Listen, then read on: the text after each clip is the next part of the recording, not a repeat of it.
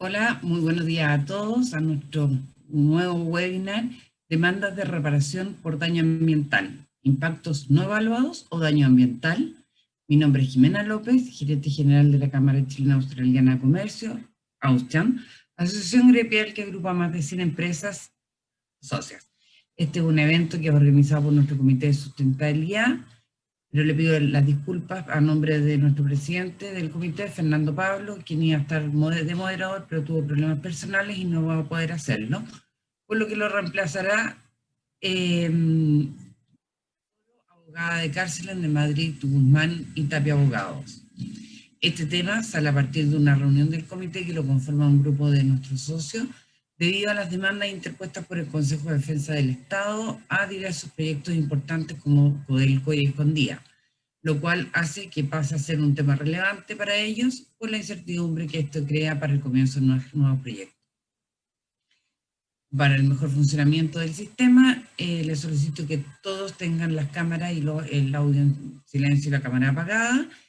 En la parte inferior de su pantalla salen las Q&A o preguntas y respuestas, el cual utilizaremos para ir haciendo las preguntas al final de las presentaciones.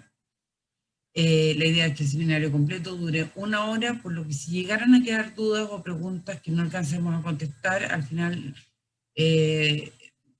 del seminario se les va a desplegar una encuesta en donde podrán encontrar las presentaciones y tendrán la posibilidad de solicitarnos que les pongamos en contacto con alguno de los panelistas. Este seminario está siendo grabado, el cual quedará a disposición solo de nuestros socios por un mes, y una vez transcurrido este tiempo, lo dejaremos a la disposición de los no socios también. Les recuerdo que las opiniones vertidas acá son de absoluta responsabilidad de quien las emite y pueden no representar el pensamiento de Austria. Ahora los dejo con Paulina Toro para que nos dé un pequeño resumen del tema. Hola, buenos días. Mi nombre es Paulina Toro, como decía Jimena. Les doy las gracias por la invitación. Estoy muy agradecida por estar acá con ustedes. Doy las gracias también a nuestros expositores, Cristian Ruiz, Sebastián Valdés y Nicolás Gisling. Les cuento que Cristian es abogado de la Pontificia Universidad Católica de Chile, abogado senior de la oficina de nosotros, de Carcelén de Madrid, Guzmán y Tapia, y además es profesor de medio ambiente y ha hecho muchos cursos de especialización en materias de derecho administrativo sancionador, recursos naturales y energía, y medio ambiente y desarrollo sustentable. A su vez, Sebastián Valdés es experto en sustentabilidad y cumplimiento ambiental, con más de 20 años de experiencia en los sectores minero, forestal, agroindustrial y energía, y exministro titular y licenciado del Tribunal Ambiental de Santiago, y actualmente director de la consultoría Gisling y compañía. A su vez, Nicolás Gisling, titulado de la Universidad de los Andes, con mención en Derecho Ambiental, ha dedicado siempre su trabajo a materias ambientales y de recursos naturales, teniendo un diplomado en recursos naturales y comunidades indígenas en la Pontificia Universidad Católica de Chile, y actualmente se encuentra cursando un LM en Derecho Regulatorio en la misma universidad. Su experiencia se ha desarrollado en materias de evaluación ambiental y recursos hídricos. Gran experiencia de todos en materias ambientales y en la materia que nos convoca hoy día sobre daño ambiental.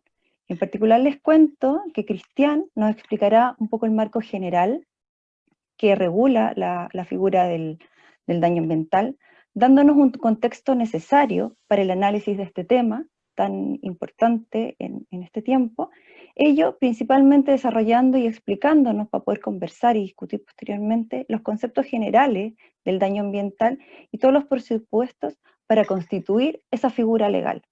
Todo esto siempre en el contexto de un análisis de experiencia de titulares, como mencionaba Jimena, que han enfrentado demandas por daño ambiental dentro de su operación normal, no como una contingencia particular, no como una situación específica, sino titulares que dentro de su operación normal, cumpliendo con la regulación, han enfrentado este tipo de acciones legales. Después de ese contexto y ese marco general de los conceptos necesarios, Sebastián y Nicolás analizarán en detalle las experiencias y estas situaciones que se han dado, y en particular desarrollándolos y relacionándolos con otros instrumentos que existen en nuestra legislación ambiental y con las competencias y experiencias de los servicios públicos en estas materias. Dejo ahora entonces con ustedes a Cristian, que va a realizar su primera presentación.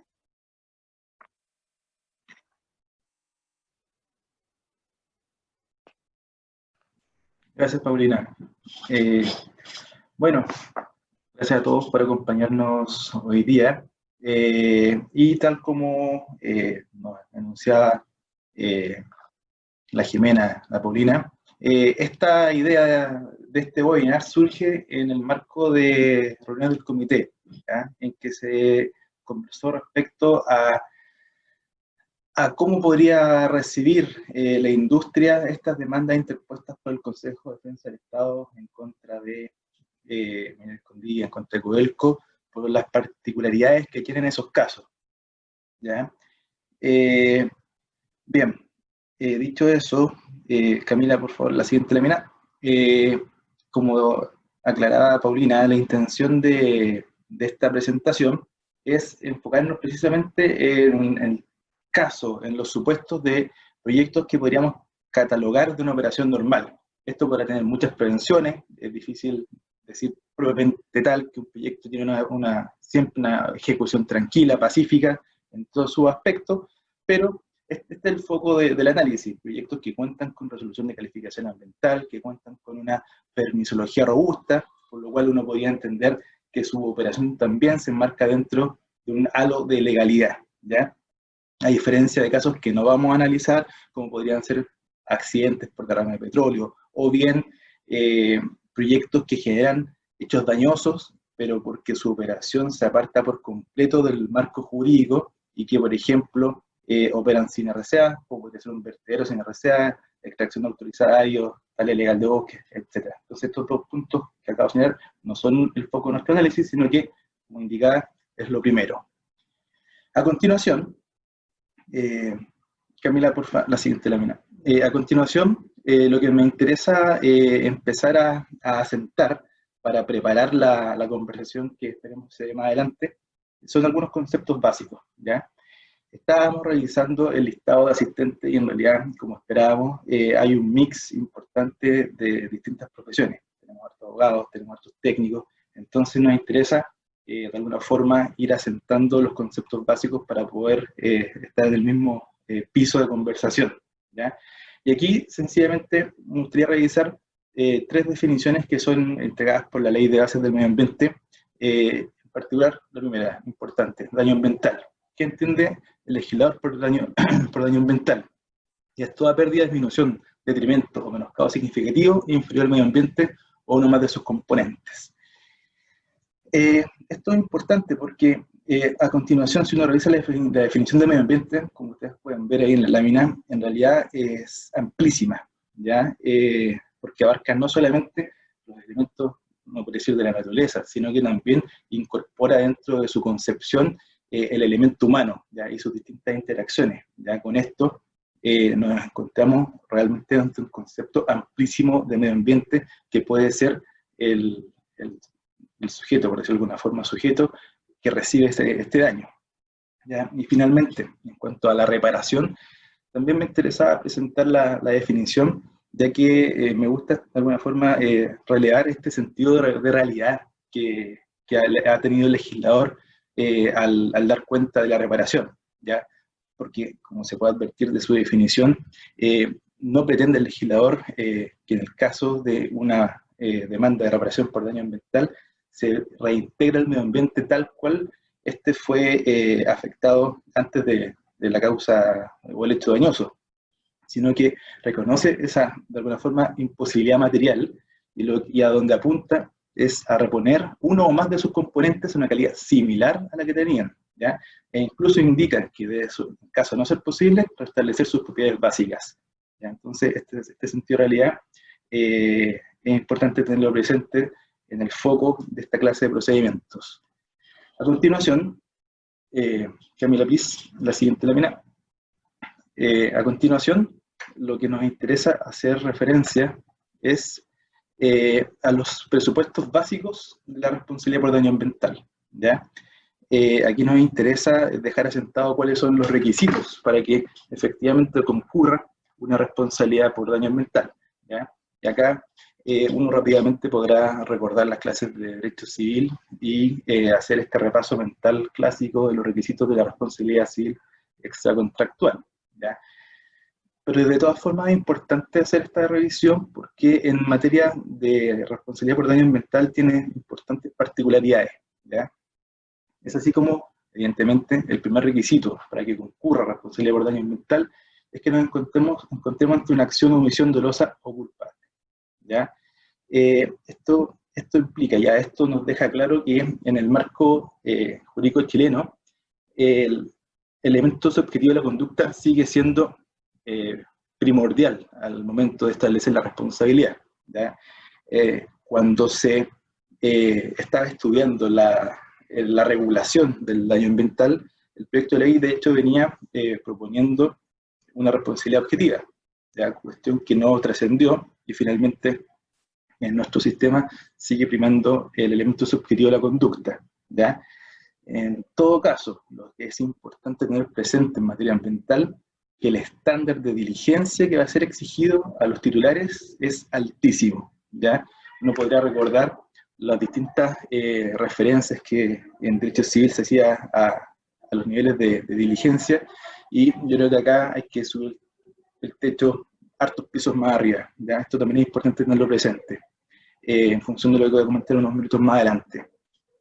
Luego, otro presupuesto para la configuración de la responsabilidad por daño ambiental es evidentemente el daño ambiental, ¿ya? Pero este concepto también tiene algunas particularidades que es importante tener presente, ¿ya? Y es lo más destacable es esta voz de significancia que requería por el legislador para que se configure el daño ambiental. Y es la significancia en realidad una voz bastante compleja, difícil de decir, pero que en realidad podemos ir encontrando en distintos momentos, en distintos lugares, muchos criterios que nos van a permitir establecer esta significancia, ¿ya? En algún momento había pensado intentar hacer una especie como de decálogo de cuáles podrían ser criterios de significancia, pero entre más buscaba, más criterios encontraba, ¿ya? Entonces, en realidad, no hay una definición clara de qué es la significancia, sino que tenemos distintos elementos que nos ayudan a configurarla, como puede ser, por ejemplo, si es que el daño afectó a la salud de las personas, como puede ser, por ejemplo, si el daño se identifica con alguna de las características, circunstancias del artículo 11 de la ley 19.300, como puede ser si se afectó una especie de flora o fauna en categoría de conservación, ¿ya? O, por ejemplo, si el daño se produce en un área bajo protección oficial. Sí, también se puede atender a la magnitud del daño, a su extensión, a su duración, a su irreparabilidad. En fin, hay muchos componentes, muchos criterios que nos van a ayudar a establecer la significancia del daño. Bien, y por último, como elemento concurrente para que se configure la responsabilidad por daño ambiental, nos encontramos con probablemente uno de los elementos más complejos en esta materia, que es la relación de causalidad, ¿ya? Nuevamente, yendo a las nociones más generales del derecho, siempre escuchábamos que la relación de causalidad era uno de los puntos clave y más complejos en su determinación. Pareciera ser que en materia ambiental tiene componentes que lo hacen aún más enreverado, ¿ya? En particular porque nos encontramos ante situaciones que se suscitan en un marco muy complejo, ¿ya? ¿A qué me refiero con complejo? La acción o omisión de un titular se marca en un entorno que no solamente se relaciona con el titular, sino que tiene elementos exógenos al titular, es decir, elementos que pueden provenir de la propia naturaleza o de otros titulares. Entonces nos encontramos ante lo que podríamos denominar una causalidad compleja. Es así que entonces al determinar cuál es el efecto, la causa y efecto precisa entre el actuar de un titular y un determinado impacto, efecto, daño, según sea su categoría jurídica, es muy complicado, es muy difícil, ¿ya? Y lo mismo pasa por lo que se denomina, por ejemplo, la desconexión entre el efecto y el daño, ¿ya? ¿Qué quiero decir con esto? En materia ambiental sabemos que existen distintos componentes que prestan servicios ecosistémicos y que no siempre lo que se hace se ve reflejado en el componente que fue dañado. Me explico. Si el actuar de un titular genera un efecto sobre el componente A, puede ser que en realidad el daño no se vea verificado en dicho componente A, sino que el daño sea verificado en un componente distinto, componente C, que no dice directa relación con la actuar del titular, pero que al verse afectado el elemento A, consecuencialmente el elemento C sí se ve dañado, ¿ya?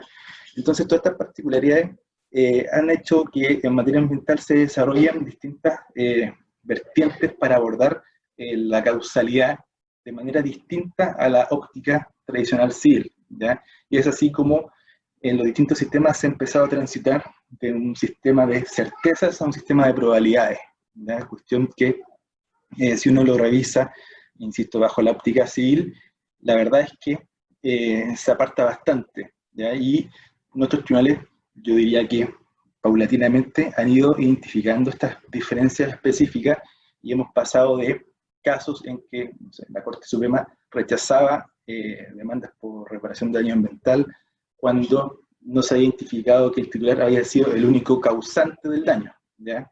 Independiente que haya concurrido él. Entonces estamos transitando probablemente de ese sistema más tradicional civilista a uno con componentes más propios de la regulación ambiental. Camila, por favor, la siguiente. Quiero profundizar un poquito en estos puntos de la diferencia entre las particularidades de la responsabilidad por daño ambiental versus el régimen general de responsabilidad civil extracontractual, ¿ya? Y como primera gran y evidente diferencia es que en el caso que estamos analizando nos encontramos con que el objeto es directamente la reparación del medio ambiente, a diferencia de la responsabilidad civil extracontractual, donde apunta a una indemnización de perjuicios de carácter eminentemente patrimonial de un individuo, ¿ya? Entonces esta es una diferencia importante y hace que la forma en cómo se deban abordar los distintos presupuestos también sea diferente, ¿ya? Y esto se ha apoyado por el estatuto jurídico que vamos a utilizar para abordar y analizar cada uno de los elementos, ¿ya? En el caso de la responsabilidad por daño ambiental, claramente nos encontramos con que nuestro marco global es la ley 19.300 y muy importante también aplicar dicha normativa a la luz de los principios del ramo, ¿ya? Porque tenemos que entender que en materia ambiental, en esta materia en particular, los principios preventivos, precautorios y el contaminador pagador, sin duda son una luz que envuelve la aplicación de estos preceptos y de aquí van guiando la interpretación de las normas, distinto a lo que podría ser un análisis un poco más, de alguna forma, si se quiere, imparcial, más objetivo, de alguna forma, por decirlo de alguna forma, en materia de responsabilidad civil extracontractual. ¿Bien? Y por último, también es interesante abordar que en materia de responsabilidad por daño ambiental se encuentra contemplada una presunción, ¿ya? En el artículo 52. Esta presunción es bastante especial, ¿ya? Una presunción que viene dada por una culpa infraccional. Y lo que genera duda en realidad es cuál es el alcance de esta presunción, porque la norma hace referencia a que se presume la responsabilidad, ¿ya? Entonces, esto ha llevado a los autores a analizar, a debatir si lo que se debe entender por la voz responsabilidad, que se presume la responsabilidad, alcanza al nexo causal o solo debe quedarse en el ámbito de la culpabilidad, ¿ya? Y depende de la posición que adopten, tendrán buena compañía. Ambas posiciones tienen en realidad autores que plantean interesantes propuestas para uno y otro lado, pero la verdad es que encontramos incluso ya casos en que el segundo Tribunal Ambiental de Santiago ha ampliado la aplicación de la presunción hasta el nexo causal, ¿ya? Entonces eso es algo muy potente que hay que tener presente. Bien, para empezar a a sentarnos o a abordar ya un tema un poco más específico y dar o enganchar con lo que va a exponer un poquito más adelante Sebastián con Nicolás. Ahora, Camila, la siguiente lámina, por favor. Me quiero referir brevemente a algunos casos que son de interés en esta materia, ¿ya? En particular, nos llamó la atención el caso de las sentencias recaídas en el proyecto Maricunga, ¿ya? Estas fueron dos demandas interpuestas por el Consejo de Defensa del Estado en contra de este proyecto, una respecto a la afectación de la Vega Valle Ancho y otra respecto de la Vega Pantanillo, ¿ya? Y estas demandas siguieron distinta suerte. Se rechazó la demanda respecto de la Vega Pantanillo y se rechaza por la aplicación de la prescripción, ¿ya? Y esto es bien interesante porque, de alguna forma, el Tribunal Ambiental de Santiago, en su oportunidad, se aleja de lo que uno podría entender es la teoría que venía ganando adeptos, ganando aplicación, que es esta noción de daño permanente, de ilicitud permanente, continua, y que en esa figura no podría prescribir la acción de reparación, ¿ya? Pues sin perjuicio de ello, dado que se establece que la manifestación evidente del daño ya habían transcurrido 5 años al momento de la interposición de la acción, el tribunal declara su prescripción, ¿ya?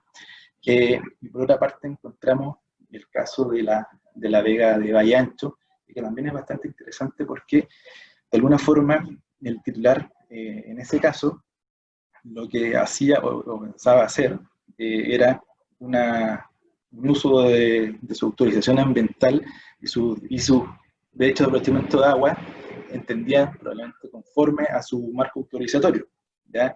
Y amparaba que se había previsto cierta afectación a este componente del medio ambiente, pero el Tribunal Ambiental entendió que la forma en que fue abordado en la evaluación ambiental en realidad no alcanzaba a hacer una autorización, y lo que debió haber hecho el titular era adoptar medidas tendientes a hacerse cargo de esos impactos que no fueron efectivas y suficientemente abordados en su evaluación ambiental, y luego también haber adoptado otro tipo de acciones que no fueron implementadas en su momento, ¿ya? Y esto también puede ser de interés para las dos demandas que se acaban de interponer por el Consejo de Defensa del Estado. Y esto porque acá se dan dos casos que son incluso un poco más interesantes para este análisis. Esto porque nos encontramos básicamente ante supuestos bastante parecidos. Hay unas diferencias específicas, pero en lo grueso son parecidos. Son proyectos que vienen operando hace larga data, ya escondidas del año 90. En el caso del proyecto de Codelco Salvador, que hace extracción de agua desde el Salar de Pedernales, desde los años 80 incluso. Entonces, son proyectos, como les digo, de larga data, que han ido operando, se entiende, sucesivamente, amparados en derechos de aprovechamiento de agua. Luego, cuando entró en vigencia el sistema de evaluación de impacto ambiental, ingresaron sus proyectos, fueron obteniendo su resolución de calificación ambiental y fueron operando y presentando antecedentes continuamente respecto de distintos elementos de su operación, ¿ya?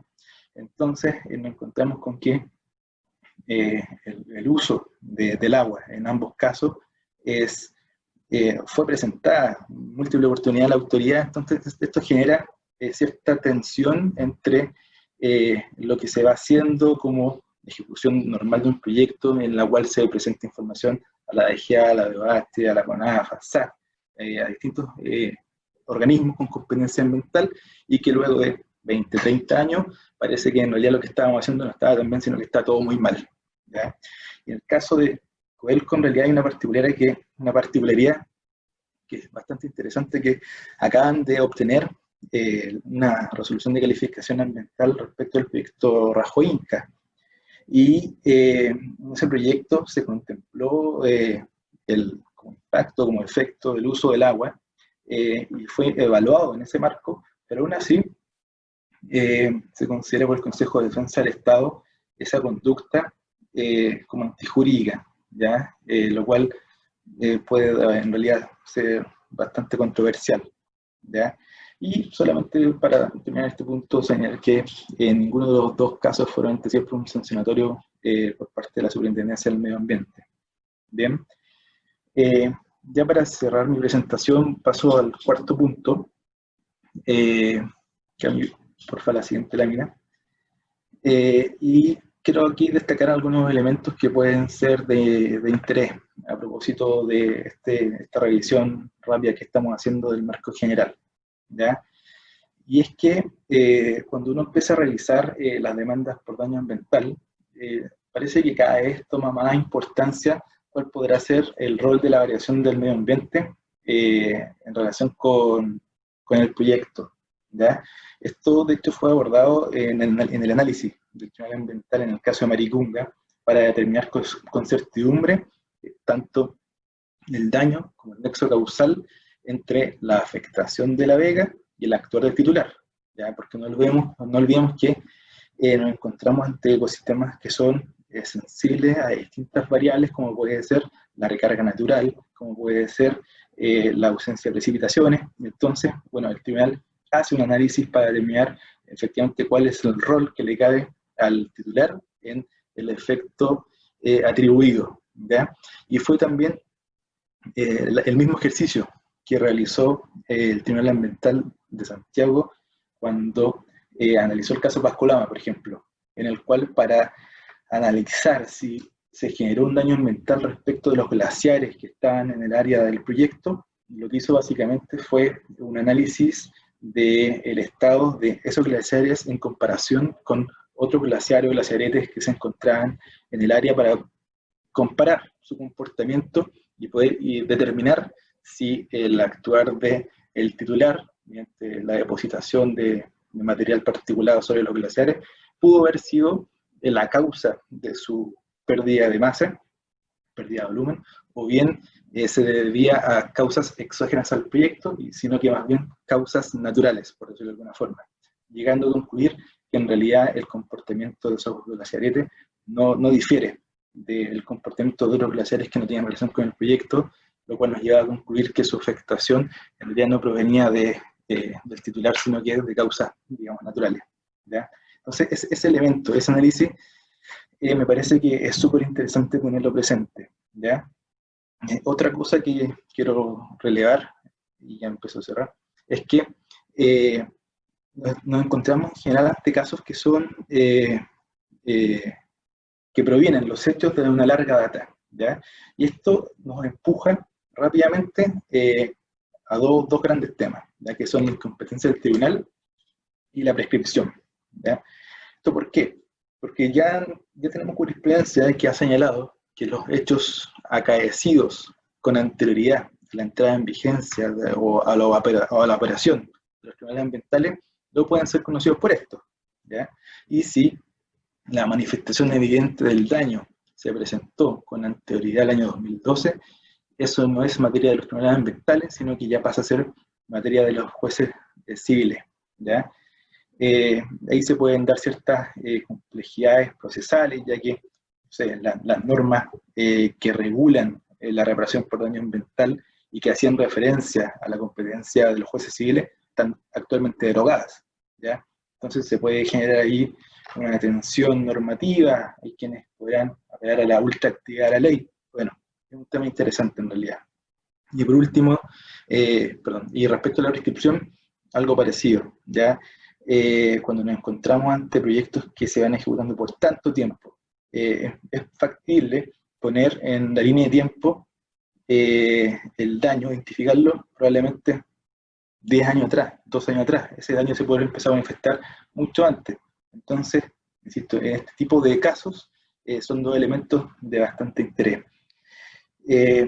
Y como empezaba a denunciar, en particular respecto del caso de Codelco, que acaba de obtener su resolución de calificación ambiental, en que se contempla una ampliación de la operación del proyecto, amparando su extracción de agua, precisamente en esa autorización ambiental, también nos merece cierto reparo, o conviene detenerse en el ámbito de la confianza legítima, ¿ya? Porque aquí, sin lugar a dudas, se da una tensión entre la actuación del titular los permisos que va obteniendo, su ejecución, su reporte, con esta reacción del Estado, ¿ya? Ahí también hay algo interesante a lo cual hacer presente.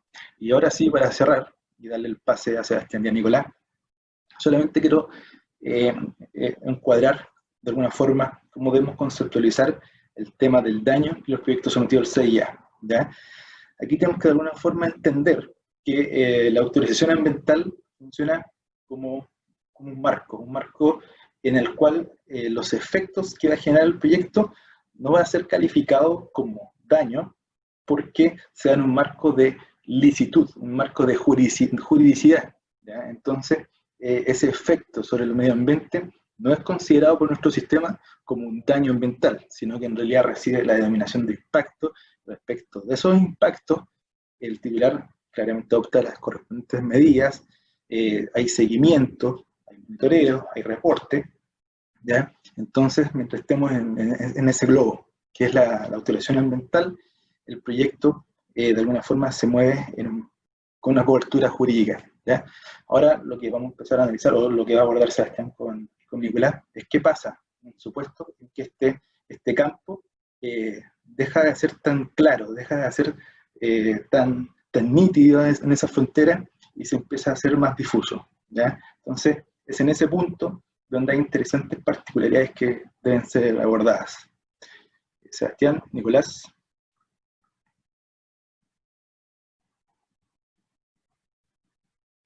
Ahí estamos.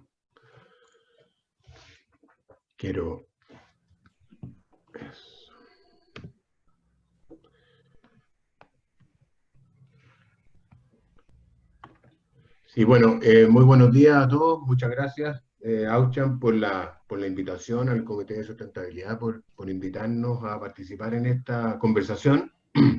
Gracias a los asistentes que tienen interés en compartir sobre estos temas. Queríamos, a partir de la presentación que hizo Cristian, orientar un poco la conversación hacia algunos aspectos que han aparecido, que han surgido en la discusión sobre las demandas de reparación por daño ambiental a partir de la práctica, ¿no es cierto? Y que llaman la atención y que sugieren una mirada a esos aspectos de manera de tratar de dilucidar qué es lo que está detrás de cómo se abordan esos aspectos. Y sin duda no hay claras, diría yo, claras respuestas, y quedan muchas cosas en el aire. Retomando un poco lo que decía Cristian, en referente a las causas y a la relación con el sistema de evaluación de impacto ambiental, se plantea como una, digamos, perforación de este paraguas jurídico donde actúan los proyectos que tienen una resolución de calificación ambiental, una perforación, el hecho de que a veces ocurre una situación que ha sido denominada impacto no evaluado.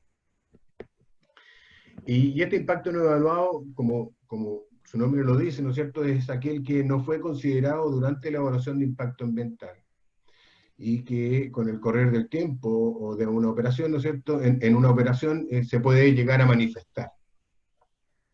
Para esto, normalmente el sistema de evaluación de impacto ambiental emite, ¿no es cierto?, dentro de la resolución de calificación ambiental una cláusula que establece que cuando se produce un impacto no evaluado, el titular tiene que dar aviso a la autoridad y tomar medidas para controlar. Y surgen varias preguntas relacionadas, por ejemplo, con el caso del proyecto Maricunga, en relación a qué es lo que sucede si se avisa a la autoridad cuando hay un impacto no evaluado, en cuanto al cumplimiento de la normativa, en el sentido de que cuando el titular efectivamente hace un aviso a la autoridad, ya no existe una infracción a la resolución de calificación ambiental, porque efectivamente se da cumplimiento a esa cláusula que lo obliga a avisar. Y en ese sentido, no habría una presunción de responsabilidad por el daño que pudiera causar ese impacto no evaluado.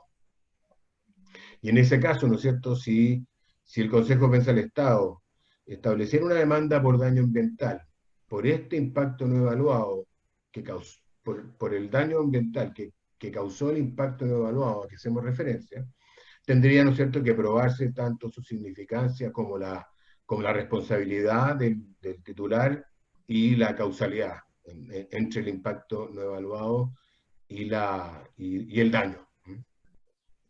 Y esto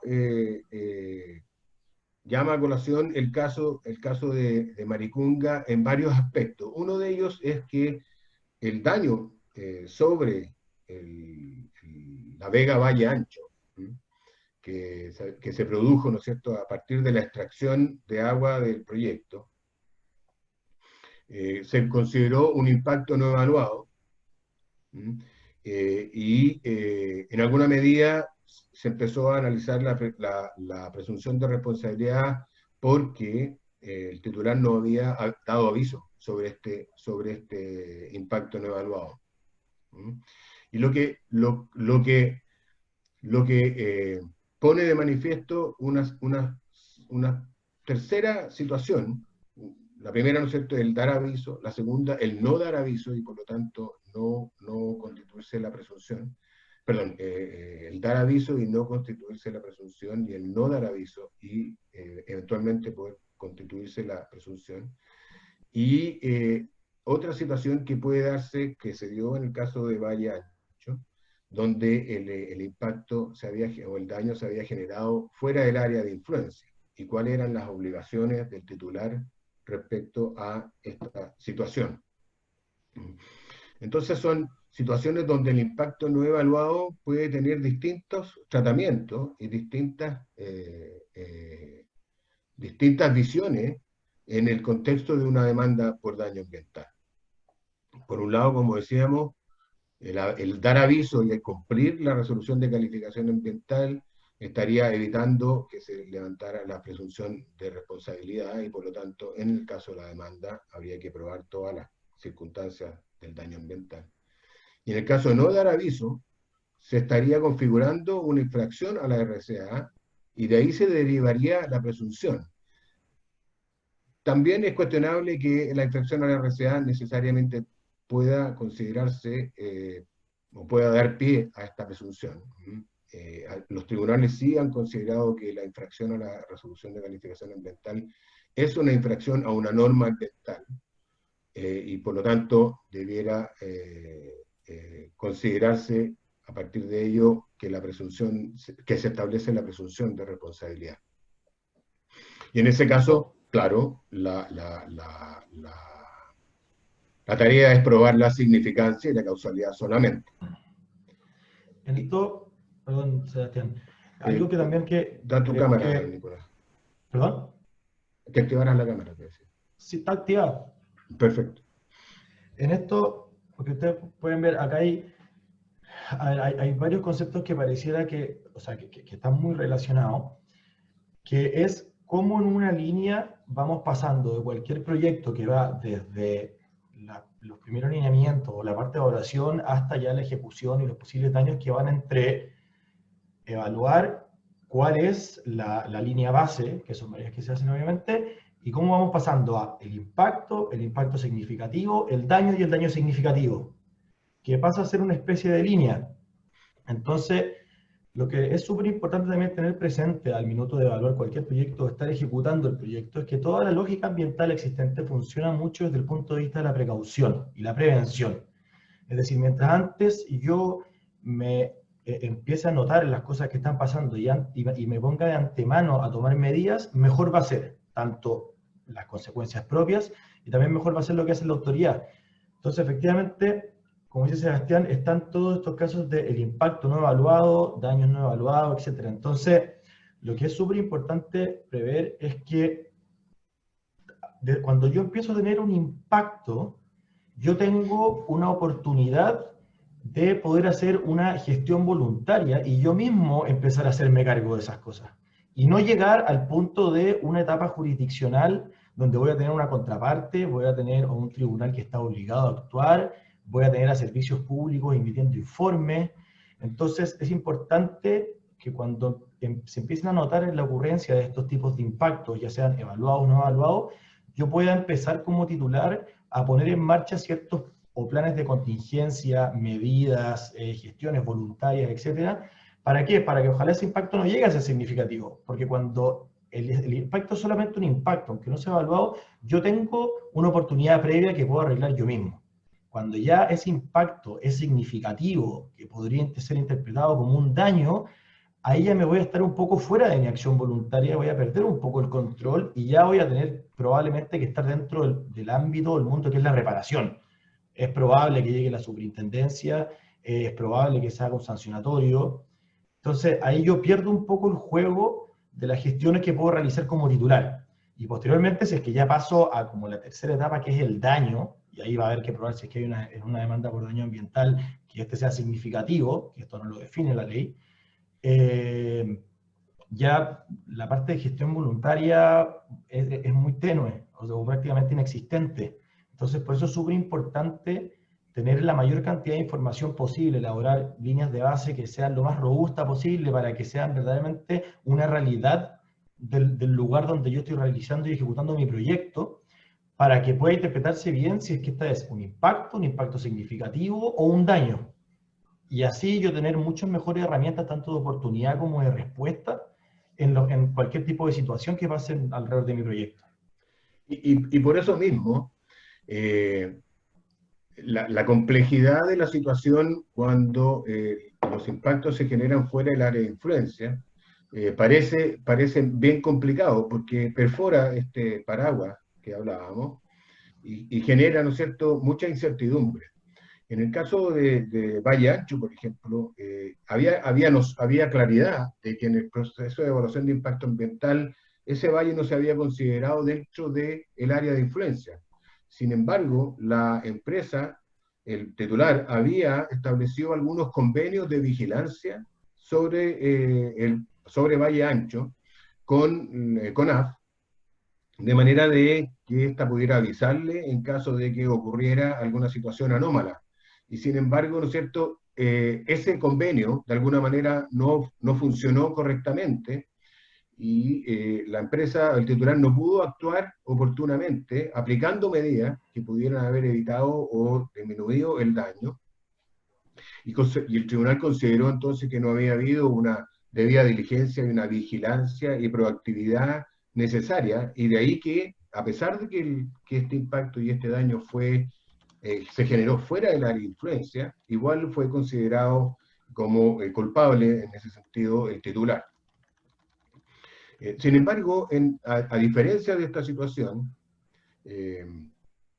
también se pueden dar, ¿no es cierto?, variación en las variables que han sido estudiadas durante la evaluación de impacto ambiental y que se considera y como resultado de la operación del proyecto, ¿no es cierto?, estas se comportan de manera distinta a lo previsto en el proceso de evaluación de impacto ambiental y generan daño.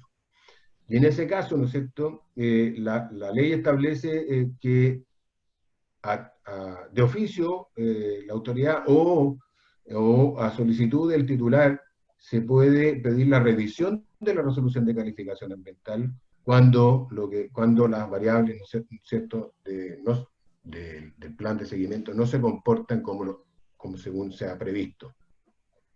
Sin embargo, ¿qué pasa si efectivamente el titular no pide la revisión de la RCA? Puesto que ninguna parte de la RCA está obligado, sino que es algo voluntario. ¿Podrá eso, en algún minuto, cuando el comportamiento no previsto de las variables genera el daño, podrá considerarse una infracción a la ley 19.300 y a partir de ahí presumirse su responsabilidad? Esa es una duda que en el fondo también llama un poco a la proactividad de los titulares y al tener claro cómo actuar frente a comportamientos extraños, fuera de lo normal, que de alguna manera entendemos perforan este paraguas de juridicidad donde se desarrollan los proyectos. Y finalmente solamente queríamos, la próxima, Camila, por favor. Queríamos levantar el tema de la prescripción. Como bien lo mencionó Cristian, los servicios técnicos, los organismos del Estado con competencia ambiental que participan, ¿no es cierto?, en la evaluación de impacto ambiental y también, ¿no es cierto?, en la fiscalización a partir de lo programado por la superintendencia o a partir de su propia tarea normal de vigilancia, tienen un rol bien importante en el establecimiento, a nuestro juicio, del momento en que la manifestación del daño se hace evidente. Y pasa a ser bien interesante, bien importante establecer cuándo eso es lo que ocurre. En el caso de Pantanillo, por ejemplo, y el proyecto Maricunga, la Corporación Nacional Forestal, tanto la Corporación Nacional Forestal como el titular, muchos años antes de que se entablara la demanda, ya habían avisado por su lado, por cuenta propia, a la autoridad de que la vega Pantanillo se había comenzado a secar. Cuando se interpone la demanda, de alguna manera los servicios se olvidan de estos avisos y intentan explicar que el daño se había manifestado hacia un periodo corto. Sin embargo, en el análisis de toda la información y todas las pruebas que se presentan en la demanda, así como los testimonios de los funcionarios de la CONAF, queda en evidencia de que el efecto, la vega Pantanillo se había comenzado a secar ya hacía aproximadamente 10 años o más, incluso, como lo alegaba el titular.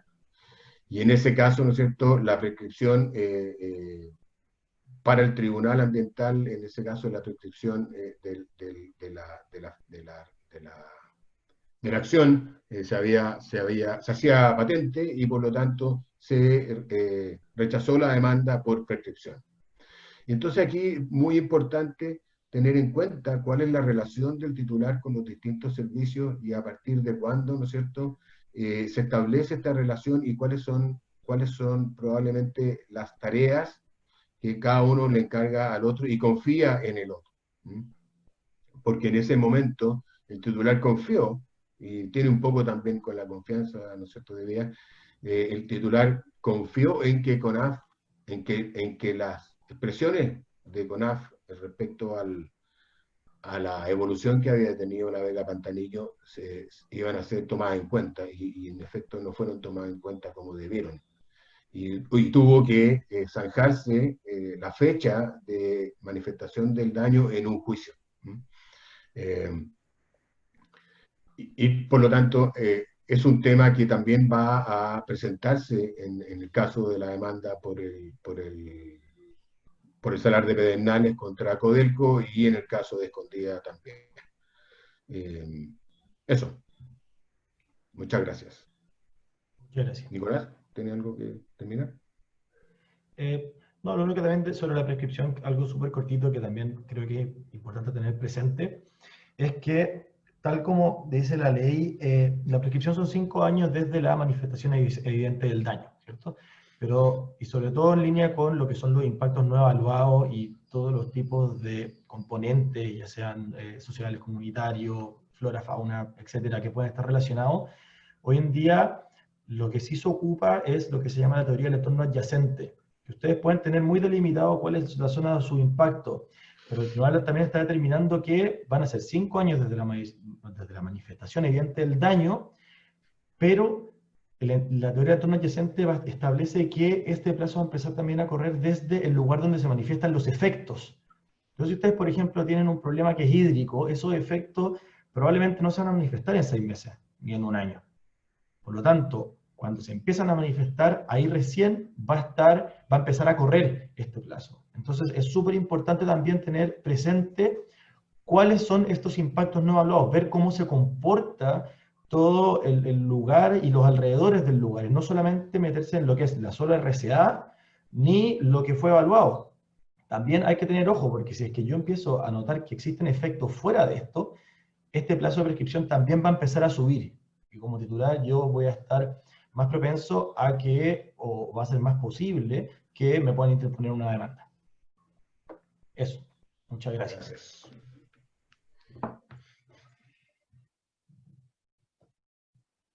Muchas gracias, Cristian, Sebastián, Nicolás.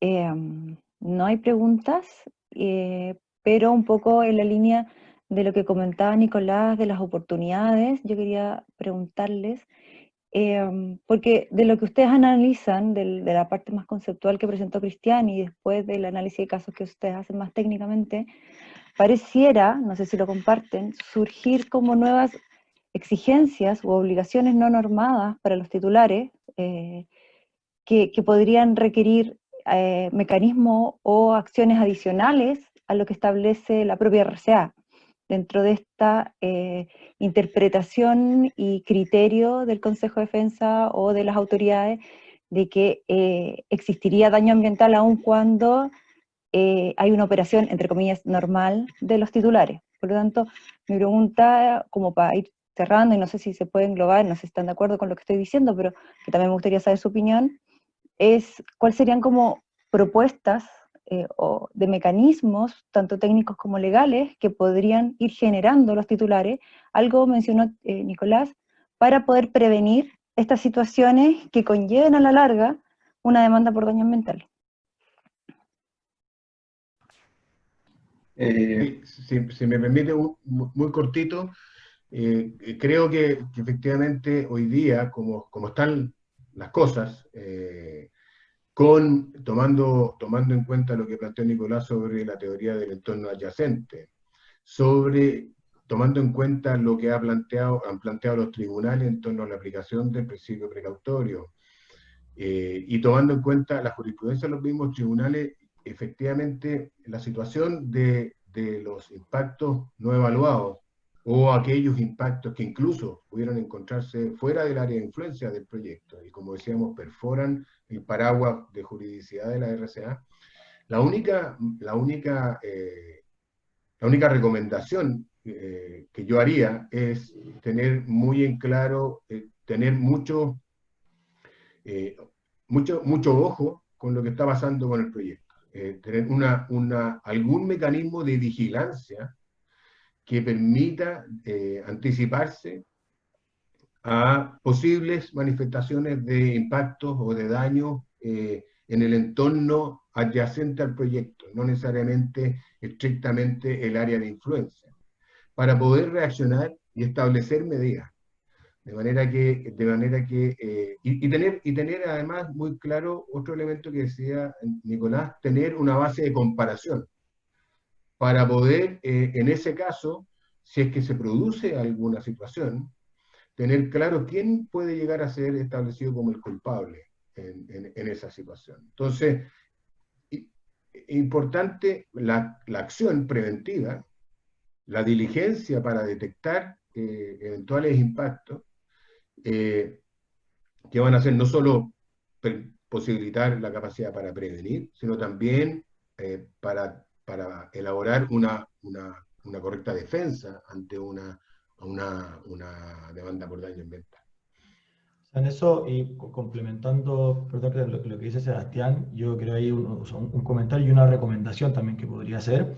Nosotros tenemos que recordar que el concepto de desarrollo sustentable que se ocupa mezcla tanto el factor económico, que es importante, como el medioambiental, como el social. Tenemos que recordar que muchos de estos procesos empiezan con denuncias. La fiscalización programada de la Superintendencia de Medio Ambiente nos da para toda el trabajo que hacer. Y muchos de esos procesos empiezan con denuncia. Entonces, la parte social o comunitaria sí es un resguardo, si es que se tiene presente, a fin de poder evitar estas cosas. Y acá, como recomendación, por lo general los procesos de evaluación y también después cuando empiezan sancionatorios o demandas, se ocupa mucha información bibliográfica. O hay demandas de, supongamos, alguna comunidad que dice, no, pero es que yo acá siempre pasaba para mis tareas de pastoreo, pero resulta que la última acción de pastoreo que se hizo fue hace 50 años o 40 años. Yo llegué hace 10 años. Entonces, lo que sí es importante es tener, y que es muy buena línea comparativa, o buen piso, es una buena línea base. Las líneas base efectivamente son caras, son grandes, requieren mucho trabajo. Si es que yo tengo un proyecto minero a 4.000 metros, si es que me atrasé en mi carta Gantt y no alcancé a hacerla en mayo, voy a tener que esperar hasta noviembre por el tema climático, etc. Pero en este caso, mayor información es mejor. Porque toda esa información a mí me sirve para poder decir, a ver, yo acá tengo un caudalímetro que mide cuánta extracción de agua estoy sacando, yo acá tengo todos mis marcos que establecen las emisiones que estoy realizando, acá no había una comunidad hace 5 años cuando empezamos a construir, etc. Por lo tanto, a mí usted, impúteme las cosas que, desde la situación, perdón, en que yo llegué. No me impute lo que está pasando hace 10 años. Porque, por ejemplo, la definición de daño ambiental dice disminución, detrimento, menoscabo, etc. Los acuíferos tienden a subir y bajar. Hace 20 años que por lo menos que tenemos sequía en gran parte de las regiones del país. Pero si yo llego hace 5 años y me dicen, no, es que la verdad es que el nivel estratigráfico el nivel freático del acuífero bajó, oiga, pero señor, yo llegué hace 3 años, y llegué hace 5 años. Entonces, si es que yo hago un modelo hidrogeológico, aunque sea conceptual, pero veo bien cuál es la realidad cuando yo llegué, yo después voy a poder decir, no, acá mi actuar no bajó en 20, 30 o 40 metros, acá lo bajó en 5. Entonces acá mayor información siempre es un muy buen resguardo para uno. Entonces no hay que tenerle miedo a eso durante la evaluación también. Muchas veces uno se asusta en que tanta información durante la evaluación va a complejizar el proceso de evaluación ambiental. Pues sí, puede que lo dilate un poco, que me den más observaciones, pero a largo plazo va a ser una inversión que va a rendir mucho más fruto, porque hace un resguardo muy importante. Karina, complementando lo que dijo Nicolás, Sebastián, muy corto, y tomando de hecho lo último que decía Nicolás, es súper importante tener presente también los distintos componentes a los cuales nos estamos refiriendo, y digo esto porque es interesante constatar que las causas por daño ambiental que están tomando mayor volumen en términos de demanda son aquellas relacionadas con cuestiones de recursos hídricos, ¿ya? Y este recurso tiene particularidades que la hace súper compleja. Ya la hidrogeología, podemos estar de acuerdo, es una de las ciencias más complicadas de abordar en el momento de hablar los proyectos.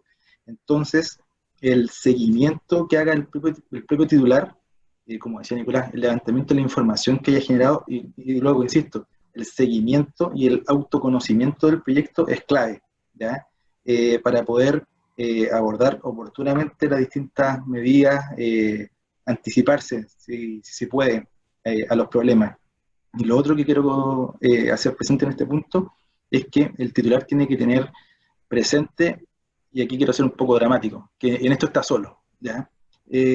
Muchas veces las comunicaciones o interacciones que hace con las autoridades de distintos organismos públicos no son eximentes suficientes para abordar este tipo de cuestiones, ¿ya? Yo aquí pecaría de desconfianza y diría, en realidad, acá el titular tiene que realizar las gestiones por sí mismo e insisto, haber comunicado, haber conversado, haber planteado a la autoridad sin pasar a la solucionática directamente, probablemente va a ser considerado como insuficiente.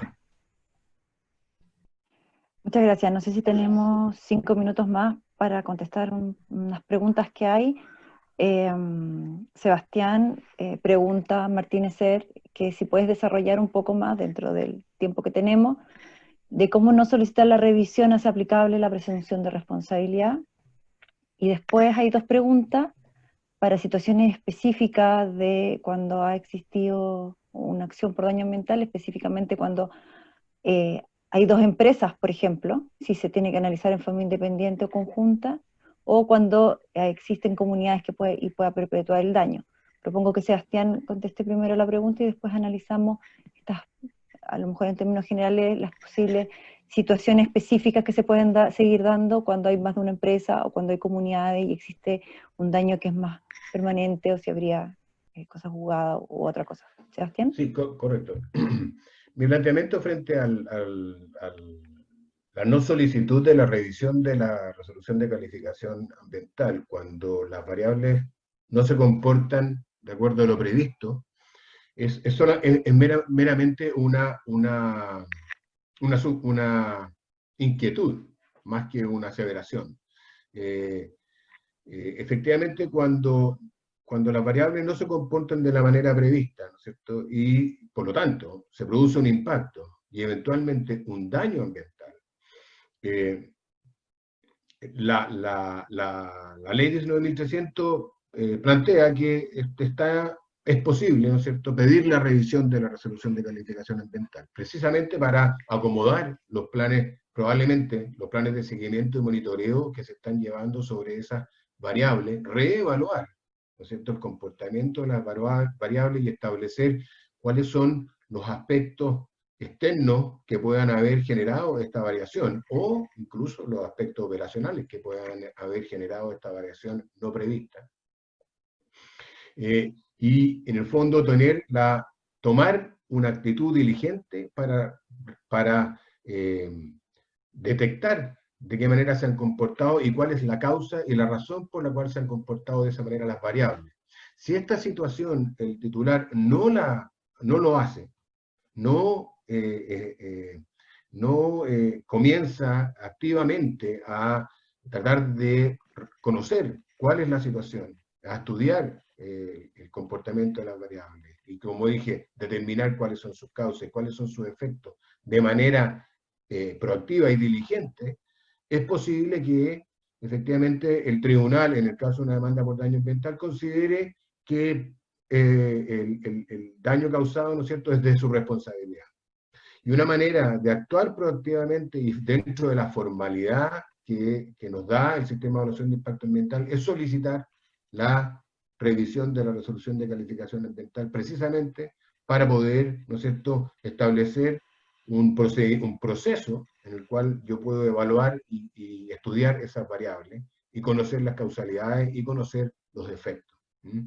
Entonces, si efectivamente no se hace no se toma esa, aunque no se está obligado, pero no se toma esa iniciativa, la pregunta que yo me hago, en realidad, y no tengo respuesta porque no conozco que haya habido algún caso de ese estilo, es si el tribunal podría, o el demandante, en rigor, el Consejo de Defensa del Estado, podría alegar la presunción de responsabilidad por no tomar esa iniciativa y no hacer esa solicitud. Pero no lo tengo claro, no está dentro de mi... Muchas gracias, Sebastián. Y aquí las otras dos preguntas van en la línea más bien de la acción por daño ambiental que se puede presentar. Una pregunta es si existen dentro del área de influencia dos empresas, por ejemplo, si la demanda se presentaría en conjunto o de forma independiente. Y luego, si una vez habiendo sentencia por ese daño ambiental y se generaría un nuevo daño ambiental o un nuevo efecto negativo, si la sentencia podría causar efecto de cosa juzgada o no a juicio de ustedes. No sé quién quiere contestar. Yo respondo la primera y tal vez le dejo a Nicolás la segunda. Bueno, respecto a la pregunta,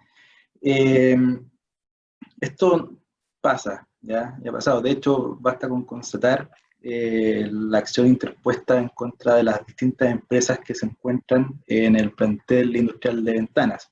O sea, es una demanda que se interpuso en contra de 2 empresas, además de servicios públicos, ¿ya? Entonces, la forma correcta creo que sí, podría ser a todas conjuntamente, ¿ya? Esto evidentemente trae aparejada una gran dificultad, que va a ser determinar el grado de responsabilidad, el nexo causal de las distintas empresas en función del daño, ¿ya? Y acá en realidad lo que hay que tener presente, como enunciaba un poco antes, es que los cánones civilistas tradicionales probablemente van a ser insuficientes para poder abordar esta problemática, ¿ya? Y es por eso que desde el derecho ambiental se vienen planteando variantes para poder hacer esta identificación de cuál sería la relación causa-efecto entre un titular y un daño cuando hay una multiplicidad de actores, ¿ya?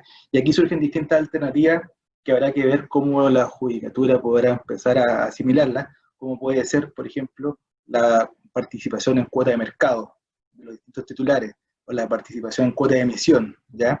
Entonces, con esto, más que agotar los distintos criterios que existen, lo que quiero relevar es que vamos a tener que acudir para la precisión de la identificación del autor del daño y la responsabilidad que le cabe a soluciones propias de la ciencia ambiental, ¿ya? Dejando un poco de lado los parámetros tradicionales civiles.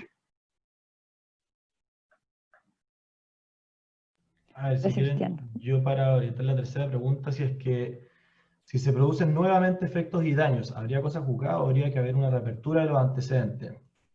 A ver, acá tenemos que recordar que en una demanda por daño ambiental, la sentencia y la reparación tiene que ser in natura. De hecho, hay bastante literatura también que dice que la ley 19.300 no establece dos acciones que sean la demanda por daño ambiental y la demanda indemnizatoria. Establece solamente una, que es la demanda por daño ambiental, que se repara in natura, y posteriormente viene una acción indemnizatoria, que es una acción civil común y corriente, ¿ya? Entonces, cuando yo tenga algo que va a ser muy complejo durante la tramitación, va a ser evaluar cuál fue el daño y es posible repararlo o no. Porque si es que a mí me dicen que se secó un acuífero, o se agotó, perdón, un acuífero, y es capaz de atribuirse a mí, ¿voy a poder repararlo o no eso? No, yo no puedo llenar un acuífero con camiones de aljibe o me van a parar la extracción. Es súper difícil. Entonces, el tema es muy casuístico, porque primero lo que se va a ver ahí es si es que efectivamente lo que ordenó el tribunal y cuál fue esa medida de reparación fue cumplida o no. Si esa medida no fue cumplida, ahí probablemente vamos a estar en caso de una reapertura de antecedentes. ¿Para qué? Para que se haga cumplir lo que se ordenó por el tribunal. Pero si es que yo tengo una demanda por daño ambiental, me condenan y posteriormente hago la reparación, pero mi actuar posteriormente produce nuevos efectos y nuevos daños, ahí probablemente va a ser algo que va a ser decisión del demandante, si es que logra hacer una conexión y decir que yo estoy cumpliendo una sentencia que ya se tuvo, o si estos son nuevos efectos y tengo que estar dentro de un nuevo proceso.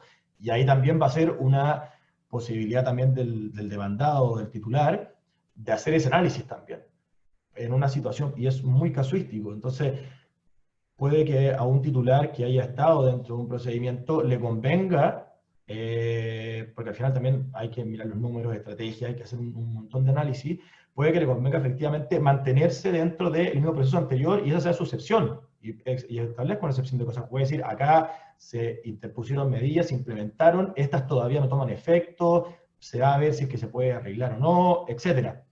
O puede que le convenga intentar un procedimiento de nuevo. Recordemos que hoy día la gran mayoría de los procesos ambientales judiciales terminan en la Corte Suprema. La tercera sala, que es la que por lo general ve los temas ambientales, es una sala que es súper difícil anteponerse a las decisiones que va a tener. O sea, han habido fallos que son blanco, negro, blanco, en situaciones muy parecidas.